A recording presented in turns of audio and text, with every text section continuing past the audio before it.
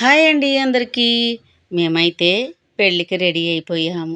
తీరా చూసేసరికి బొట్టు పిల్లలు లేవు. అబ్బా!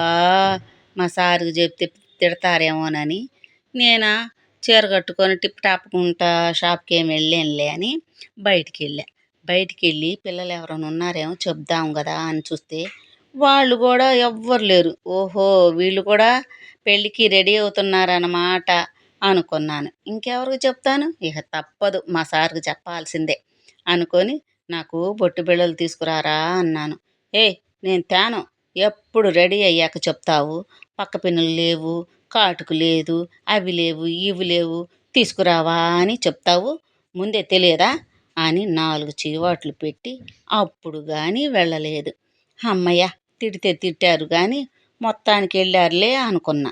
అంతలో వస్తూ వస్తూ పెళ్లి వీడియో తీసుకొని వచ్చారు. ఇంతకీ పెళ్లి వీడియో తీసుకొనొచ్చావు, ఎట్లా తీసుకొచ్చావు అని నేనడిగితే, అప్పుడు అర్థమైంది. బొట్టు బిళ్ళల కోసం తిట్టుకుంటా ఎళ్లారు గదా! ఆ సమయంలో నా ఫోన్ తీసుకెళ్లారు ఆయనది వదిలేసి. అక్కడికి వెళ్ళినాక ఏదైనా తేవాలా అని చెప్పి ఫోన్ తీస్తే నా ఫోన్ ఉండిపోయింది. ఓహో! ఇలా చేశానా అని చెప్పి అందుకని ఇంక వస్తా వస్తా పెళ్లి వీడియో ఇల్లు వీడియో తీశారన్నమాట. అయితే చూడండి ఎంత బాగా జరుగుతుందో. రంగరంగ వైభవంగా పెళ్లి చేశారనుకోండి.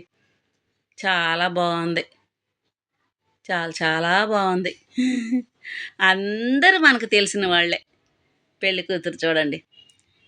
ఆ పెళ్లి కూతుర్ని ఫ్రెండ్స్ అందరూ నువ్వు పెళ్లి కొడుకుకి చెప్తున్నారు. పెళ్లి కూతుర్ని నువ్వు ఎత్తుకొని దింపాలి అని కావాల్సు. చాలా దూరంలో ఉన్నా నేను.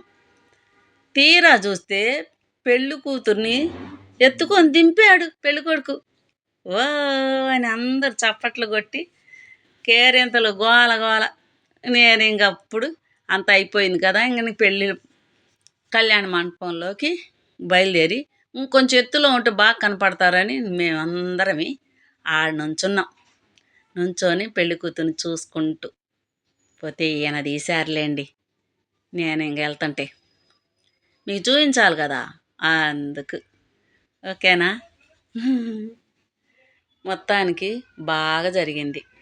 అయితే తెల్లారి మా అమ్మాయి వాళ్ళ ఇంటికి వెళ్తే ఇదిగోండి అక్కడ నైటే వెళ్ళిపోయాం మా అమ్మాయి దగ్గరికి. ఇది మటన్ చేసింది, ఇది గోంగూర, ఇదిగోండి బిర్యానీ, అది బగారా రైసు, ఇది పెరుగు చట్నీ.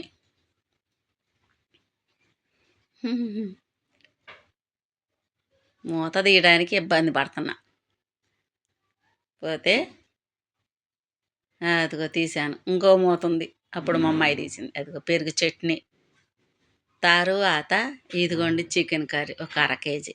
మొత్తానికి బాగా చేసేసింది. చాలా చాలా బాగుంది. తీసాము, తిన్నాము. తెల్లారనమాట.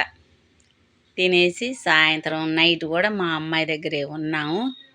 ఉండి తెల్లారొచ్చి ఈ వీడియో చేస్తున్నాను అన్నమాట. ఓకేనా? నచ్చితే కామెంట్ పెట్టండి, లైక్ చేయండి, షేర్ చేయండి.